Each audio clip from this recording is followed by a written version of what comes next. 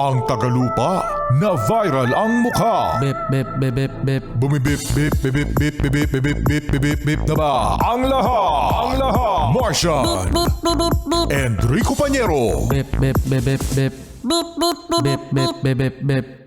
Bip, bip, bip, bip, bip. Bip, bip, bip, bip, bip, umaga! Mga yes, friend! Ito na ang 101.1 Yes FM Balitang tinaguri ang Miss Yellow ng Isabela Province. Akalain mo mga yes friend, kumikita ng 100,000 pesos kada buwan sa pagbebenta ng yelo. Rico Pañero, I resign. Oh, sige.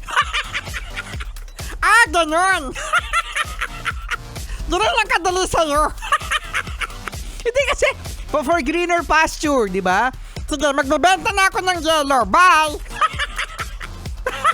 Nagbabay si Marcia, no? Nag-resign.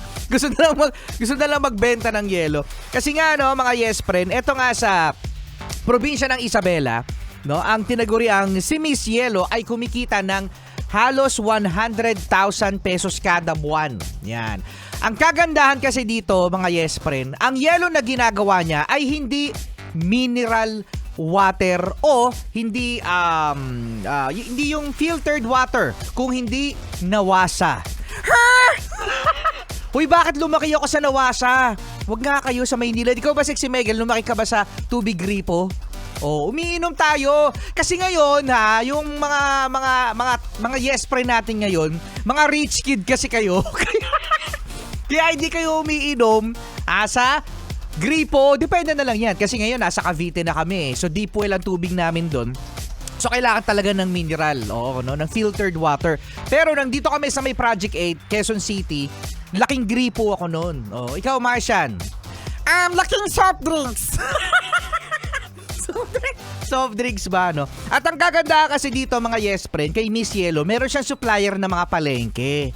Kaya? Akala ko naman kapag nagtinda ka na ng yelo, yayaman ka na. Kasi meron dyan mga nagtitinda ng yelo, mga yes friend, marami ng kalaban. Marami ng kalaban sa mga kapitbahay. Aminin nyo, yung kapitbahay nyo, kumita yung tindahan niya ng yelo. Aba, yung isa pang kapitbahay sa kanto, may nakasulat na sa pader. Ice for sale. Ice for sale. 6 pesos, mga yes friend, ang kanyang yelo, pero mas malalaki ang kanyang mga yelo at mas matitigas daw. Yan, oo, no? Kaya naman hindi lang manginginom ang kanyang mga binibentahan, mga palengke na rin. Ang dami pala kaya pala. O ano? Marcia, mag-resign ka pa rin ba? Sige na, magbenta ka na ng yelo! Oy, wait, teka lang. Wait, pag-iisipan ko pa.